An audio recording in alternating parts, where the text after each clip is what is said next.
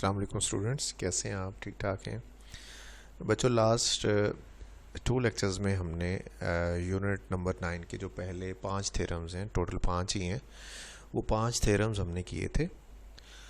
आज और इससे जो नेक्स्ट लेक्चर होगा उसमें हम क्या करेंगे कि इन थ्योरम्स के रेलेवेंट जो इनकी एप्लीकेशंस होंगी या इन थ्योरम्स को जो हमने यूज़ करना है वो 2 एक्सरसाइजेज हैं 9.1 और 9.2, वो करनी है हमने। मतलब आपने क्या करना है कि कुछ क्वेश्चंस गिवन होंगे, कुछ स्टेटमेंट्स गिवन होंगी जो आपने इन्हीं थ्योरम्स की मदद से क्या करनी होगी, प्रूव करनी होगी। ठीक है, तो पहला क्वेश्चन जो हमारे पास है वो है कि हमारे पास 2 कॉर्ड्स हैं जो कि कॉर्ड्स के साथ साथ क्या हैं, डायमीटर्स हैं, यानी कि वो डायमीटर्स ही होनी चाहिए, यानी कि they should pass from the centre of the circle. वो डायमीटर्स क्या करती हैं, एक दूसरे को बाइसेक्ट करती हैं। आपने प्रूव करना है, prove that the diameters of a circle bisect each other. यानी कि अगर हम सर्कल की 2 डायमीटर्स की बात करते हैं तो वो एक दूसरे को जब इंटरसेक्ट करेंगी तो इस तरह से इंटरसेक्ट करेंगी कि एक दूसरे को इक्वली डिवाइड करेंगी।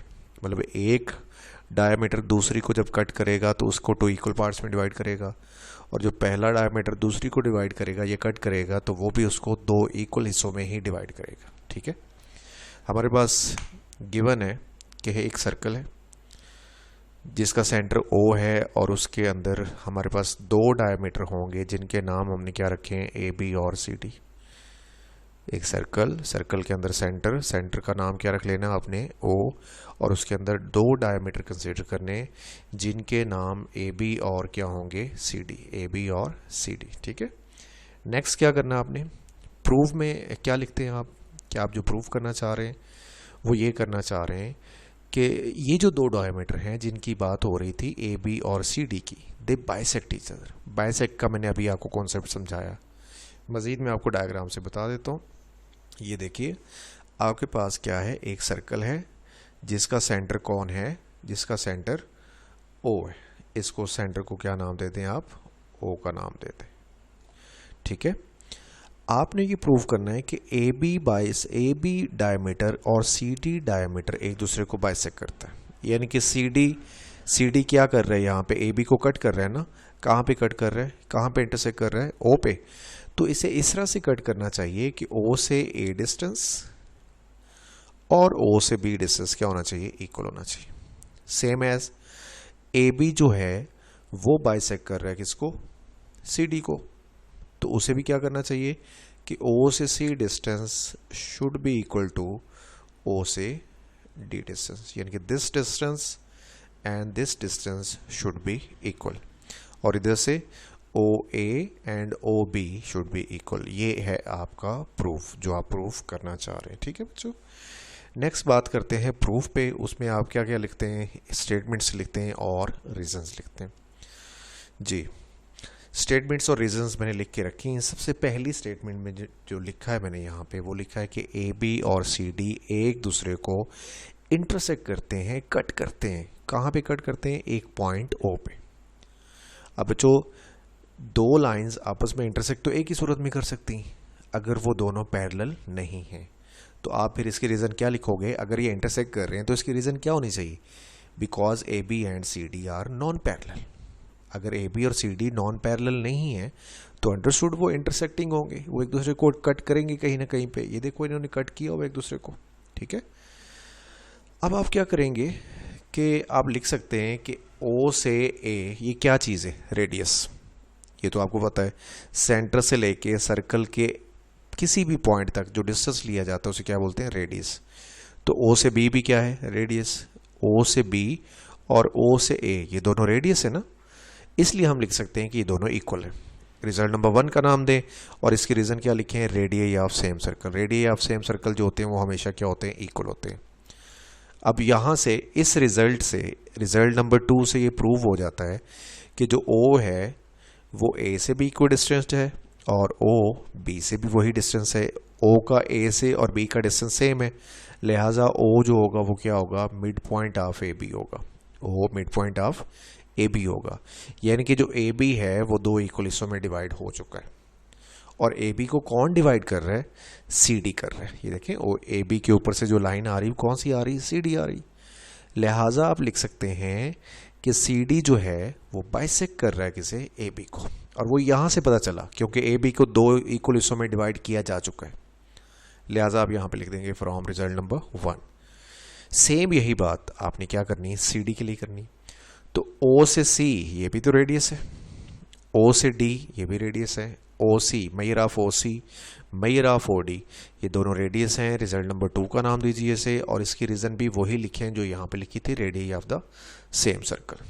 ठीक है, नेक्स्ट क्या करें आप कि आप बताएं यहाँ पे कि वही चीज़ जो आपने अभी लिखी कि O से C डिस्टेंस अगर सेम है, O से D सेम है, दैट मीन्स कि O is the mid point of C D, O is the mid point of C D.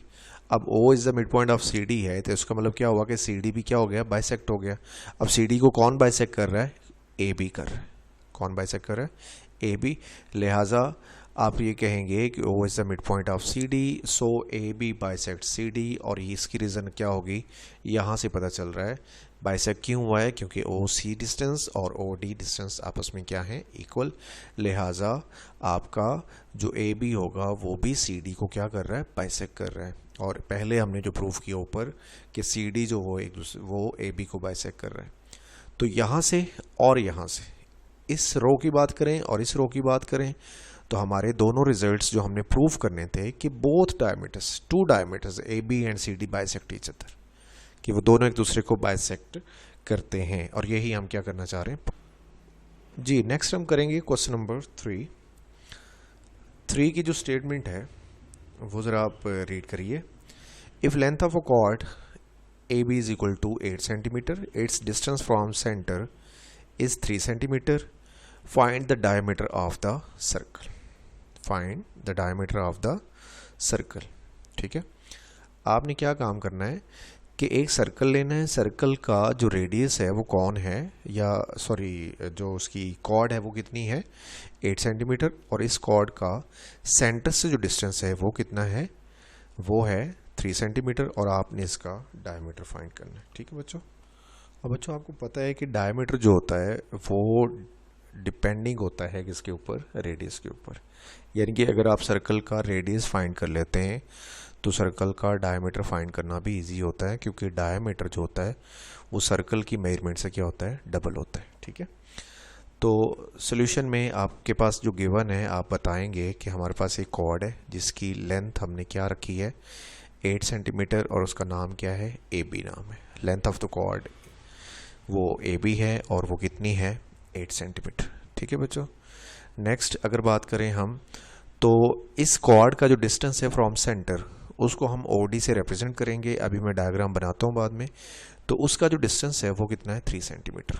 ठीक है, और हमने फाइंड क्या करना है, हमने फाइंड करना है कि डायमीटर कितना है इसका, ये डायमीटर की लेंथ कितनी होगी। तो पहले तो हम थोड़ा डायग्राम को एक्सप्लेन कर लेते हैं।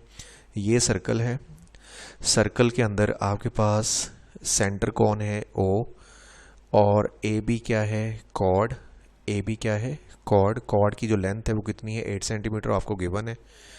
और दूसरी बात ये कि जो ये वाला डिस्टेंस है, ये वाला डिस्टेंस ओ से लेके कहाँ तक, डी तक, ये बनता है किसका डिस्टेंस बनता है, ओ डी डिस्टेंस। ये इस कॉर्ड का ए बी का डिस्टेंस बनता है फ्रॉम सेंटर ओ। ठीक है, ये हमें गिवन है कितना, 3 सेंटीमीटर, और ये ए बी की टोटल लेंथ कितनी है, 8 सेंटीमीटर। और हम फाइंड क्या करना चाह रहे हैं, हम फाइंड करना चाह रहे हैं diameter of the circle, that is 2r, वो हम फाइंड करना चाह रहे हैं। तो बच्चों यहाँ डायग्राम की थोड़ी सी बात कर लें हम। अगर मैं क्या करूँ कि इस सेंटर को ज्वाइन कर दूँ मैं इसके साथ, तो मेरे पास क्या बन जाएगी, एक राइट एंगल ट्राइंगल बन जाएगी। क्या बन जाएगी, राइट एंगल ट्राइंगल।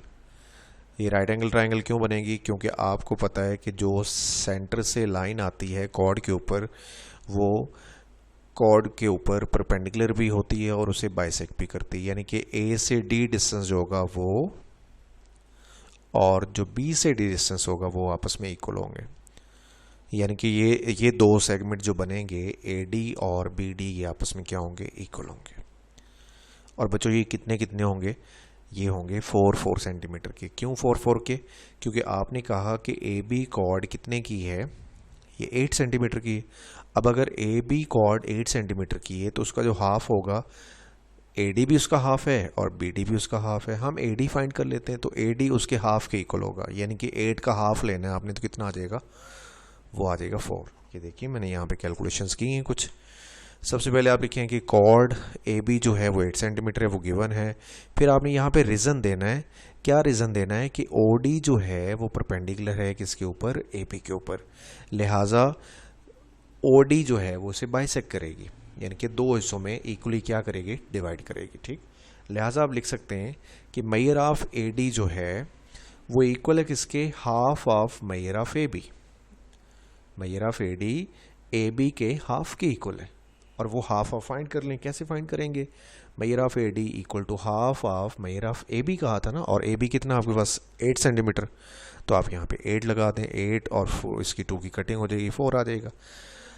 अब बच्चों ये जो ट्राइंगल है, क्या नाम इसका रीड करेंगे आप, ओ ए डी। क्या नाम है इसका, ओ ए डी। ये एक राइट एंगल ट्राइंगल। कौन सी ट्राइंगल है, right angle triangle.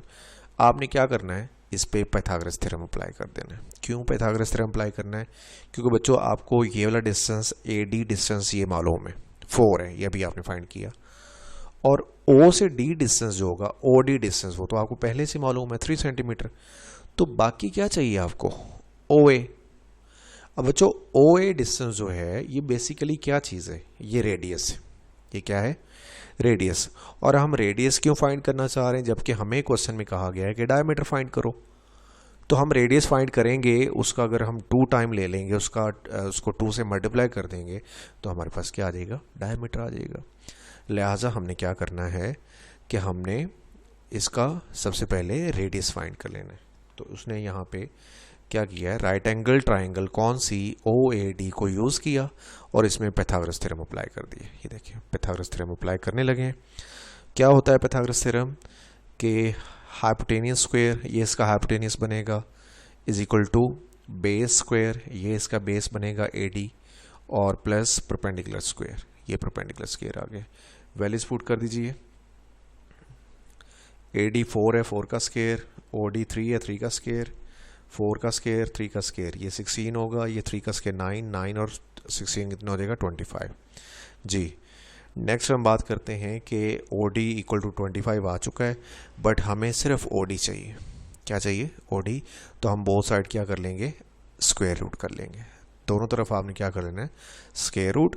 Square root करने के बाद हमारे पास ओ डी का जो आंसर आएगा वो कितना आएगा, 5। और बच्चों ये मैंने अभी आपको बताया डायग्राम में कि ओ डी जो है वो बेसिकली आपका रेडियस है।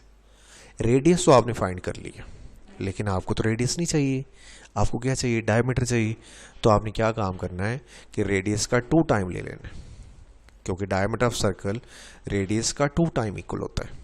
तो आपने 2 इंटू आर, आर की वैल्यू पुट कर देनी। आर की वैल्यू क्या है, 5 लिखे यहाँ पे। Diameter equal to 2 into 5, R की जगह 5 लिखा, 2 इंटू 5 मल्टीप्लाई किया तो कितना आ जाएगा, 10 आ जाएगा। और 10 सेंटीमीटर जो होगा वो आपका क्या होगा, ये डायमीटर का आंसर होगा। ठीक है, 9.1 में बच्चों 9.2 और 9.3 थ्योरम यूज़ हुआ है, और जो 9.2 एक्सरसाइज होगी उसमें आप लोग थ्योरम नंबर 4 और थ्योरम नंबर 5 यूज़ करेंगे। ठीक है, तो आप लोग अगली एक्सरसाइज करने से पहले थ्योरम नंबर 4 और थ्योरम नंबर 5 को अच्छी तरह से प्रैक्टिस करके रखिएगा, ताकि अगर आपको थ्योरम्स आते हों तो ही आपको उसकी जो क्वेश्चंस होंगे रेलिवेंट उनकी समझ आएगी। ठीक है, तो कल इंशाल्लाह हम नेक्स्ट एक्सरसाइज जो होगी हमारी 9.2 वो करेंगे, जो कि रेलिवेंट हैं थ्योरम नंबर 9.4 और 9.5 के लिए। तब तक के लिए अल्लाह हाफिज़।